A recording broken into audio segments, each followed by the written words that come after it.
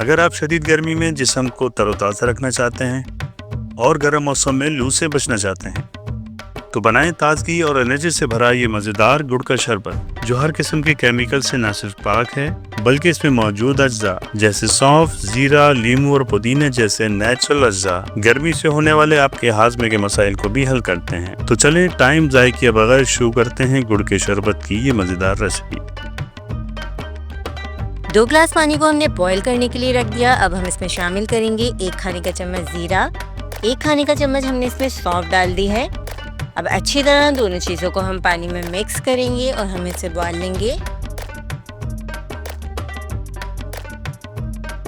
आधा कप के बराबर हमने इसमें पुदीना शामिल कर दिया। तो तमाम चीज़ें मिक्स करके पानी को हमें तकरीबन 10 मिनट उबालना है।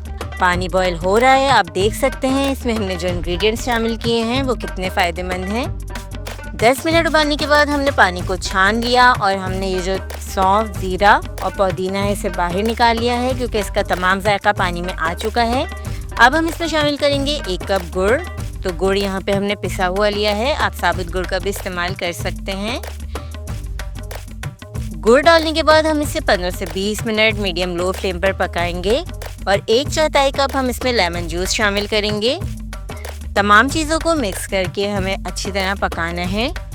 लेमन जूस डालने के बाद भी हम इसे 10 मिनट तकरीबन और पकाएंगे। आप देख सकते हैं शरबत हमारा रेडी हो रहा है।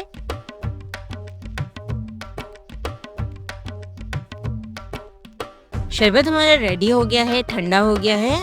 आप चाहें तो इसे स्टोर करके भी रख सकते हैं। ज़्यादा क्वांटिटी में बना के आप इसे आराम से फ्रिज में रख सकते हैं।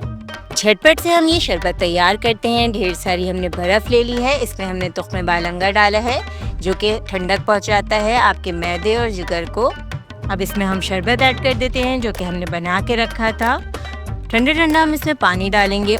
इस शरबत में हमने जो इंग्रेडिएंट्स शामिल किए हैं वो बिल्कुल नेचुरल हैं, तो सेहत के लिए भी ये शरबत बहुत मुफीद है। इस शरबत को पीने के बहुत सारे फ़ायदे हैं, जैसे कि ये आपके निज़ाम हाज़मा को भी दुरुस्त रखेगा। इसके अलावा आपको ये ठंडक देगा, मैदे और जिगर की गर्मी को भी दूर करेगा।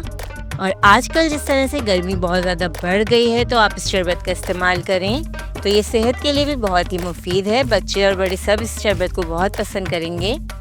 बाज़ार में मिलने वाले मशरूब से बेहतर है कि आप इस शरबत को इस्तेमाल करें। ज़्यादा क्वांटिटी में बना के रख लें और इस शरबत को आप फ्रिज में स्टोर कर लें। तो आपको ये रेसिपी कैसी लगी हमें ज़रूर बताइएगा। चैनल को लाइक और सब्सक्राइब करना बिल्कुल मत भूलिएगा। अल्लाह हाफ़िज़।